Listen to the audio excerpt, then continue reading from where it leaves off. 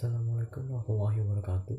Perkenalkan, nama saya Muhammad Ilham Ashar dengan NIM 2202106034 dari kelompok 8 Forgiveness.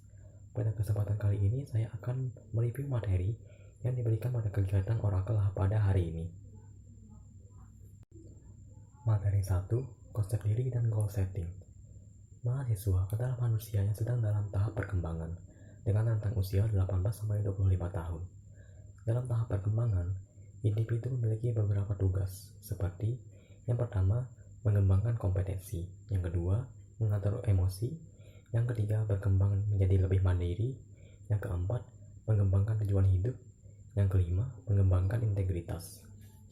Mahasiswa memerlukan konsep diri agar mereka dapat memandang dirinya secara positif, sehingga dapat menjadi lebih optimis, percaya diri, dan mudah menentukan tujuan hidup. Konsep diri adalah pemahaman tentang diri sendiri yang timbul akibat interaksi dengan orang lain. Konsep diri ada 4. Yang pertama, konsep diri akademik.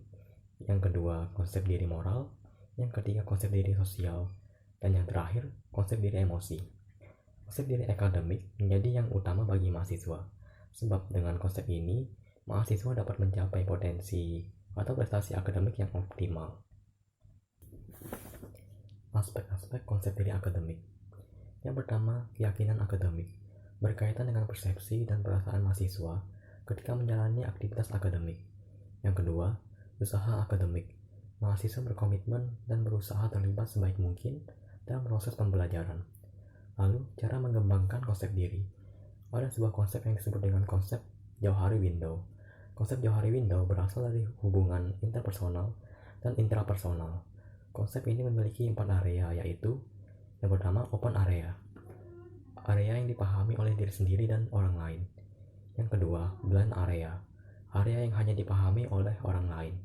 Yang ketiga, hidden area, area yang hanya dipahami oleh diri sendiri. Yang keempat, unknown area, area yang tidak diketahui oleh diri sendiri dan orang lain. Setelah mengenal diri sendiri, barulah membuat tujuan atau goal setting. Untuk menentukan tujuan dapat menggunakan metode SMART, yaitu yang pertama, spesifik, tujuan harus jelas dan detail. Yang kedua, measurable, tujuan harus dapat diukur. Yang ketiga, achievable, tujuan dapat diraih dan mengandung hal yang menantang.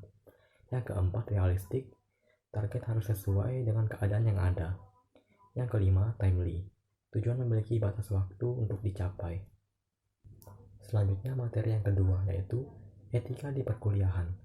Ada 3 etika, yaitu etika akademik, etika berperilaku, dan etika pergaulan. Yang pertama, etika akademik. Dalam menjalani hak dan kewajibannya, mahasiswa harus sadar untuk bertanggung jawab kepada diri sendiri, orang tua, masyarakat, pendidik, alma mater, dan Tuhan Yang Maha Esa. Lalu, menyadari bahwa mahasiswa adalah penentu arah bangsa, dan menjunjung tinggi nilai kejujuran, kehormatan, dan kesopanan. Yang kedua, etika berperilaku, yaitu memiliki pikiran dan perilaku yang lurus, bersih, cermat, kreatif, dan berlandaskan kepada keimanan dan ketakwaan kepada Tuhan Yang Maha Esa. Lalu, berkepribadian yang baik dan berintegritas, dan berpakaian yang baik, bersih, sopan, dan sesuai dengan norma umum. Lalu yang ketiga, etika pergaulan, yaitu saling menghormati, menghargai, dan membantu sesama mahasiswa, bersikap jujur dan saling percaya dan bekerja sama. Mahasiswa senior membimbing dan memberi contoh kepada mahasiswa junior, berperilaku dan berbicara yang ramah, sopan, dan santun dalam lingkungan kampus, dan bersikap terbuka terhadap masukan yang diberikan. Lalu ada 3 jenis pelanggaran. Yang pertama, pelanggaran ringan, yaitu mahasiswa meninggalkan tugas dan kewajibannya tanpa izin, berpenampilan tidak sesuai ketentuan, dan tidak mengikuti peraturan yang ada di dalam kelas. Lalu yang kedua, pelanggaran berat, yaitu mengakses dan menyimpan hal-hal yang berkaitan dengan pornografi, memakai busana yang melanggar etika sosial, moral, dan kepribadian, menyebarkan dan menggunakan obat terlarang dan minuman keras, lalu merusak tanaman dan lingkungan kampus.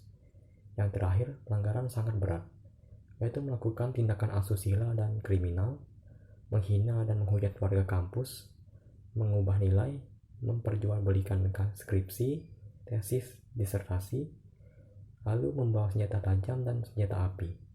Kemudian untuk sanksinya sendiri, Yang pertama, sanksi ringan berupa teguran, pernyataan minta maaf, dan dikeluarkan dari ruangan tempat terjadinya pelanggaran. Yang kedua, sanksi berat berupa larangan mengikuti kegiatan akademik selama 1 semester. Yang ketiga, sanksi sangat berat berupa tidak diperbolehkan mengikuti kegiatan akademik selama 1 tahun atau diberhentikan sebagai mahasiswa, lalu mengganti kerugian atau dilaporkan kepada pihak yang berwajib. Kemudian materi yang ketiga, konsep diri mahasiswa. Untuk orang yang sedang belajar, mahasiswa adalah tingkatan paling tinggi. Di perguruan tinggi, prinsip andragogi digunakan sebagai cara belajar mahasiswa. Konsep ini menganggap mahasiswa sebagai orang dewasa yang mandiri, dapat mengambil keputusan sendiri, dan bertanggung jawab. Kemudian metode belajar andragogi. Yang pertama, self-management, yaitu tujuan, perencanaan, dan kesiapan belajar. Yang kedua, experiential learning, yaitu belajar dari masalah yang ada untuk dianalisa dan diambil keputusan. Yang ketiga, teamwork. Yang keempat, deliver result, yaitu presentasi, diskusi, dan debat. Kemudian, hal-hal yang harus diketahui oleh mahasiswa psikologi. Yang pertama, kemampuan bahasa Inggris. Yang kedua, senang membaca. Yang ketiga, menyukai aktivitas berhitung. Yang keempat, tidak menghindari pelajaran biologi. Yang kelima, kerjasama yang baik. Yang keenam, tidak minder. Yang ketujuh, kuliah di psikologi itu super padat dan banyak tugas praktikum dan penelitian ke lapangan. Lalu etika adalah nomor 1. Kemudian tips agar sukses kuliah. Yang pertama, cepat adaptasi. Yang kedua, bisa mengatur waktu. Yang ketiga, bisa mengatur diri. Kemudian sopan dan beretika. Kemudian tujuan akhir berkuliah di psikologi adalah lulusan psikologi yang excellent atau luar biasa, lalu memiliki hard skill dan soft skill yang mumpuni, percaya diri, open minded, bertanggung jawab, dan beretika dan berkepribadian yang bagus. Kemudian yang terakhir, perbedaan SMA dan perguruan tinggi. Di SMA, guru memiliki peran utama. Guru harus kreatif dan inovatif dalam membuat metode belajar. Guru cenderung tetap. Materi selalu diulas oleh guru secara berkeseluruhan dan jadwal selalu tetap. Sedangkan di perguruan tinggi, mahasiswa harus aktif dan menyesuaikan diri dengan sistem perkuliahan dan gaya pengajaran dosen. Dosen adalah partner diskusi bagi mahasiswa, dan mahasiswa harus menambah referensi materinya sendiri. Sekian pemaparan materi dari saya. Kurang lebihnya mohon maaf. Wassalamualaikum warahmatullahi wabarakatuh.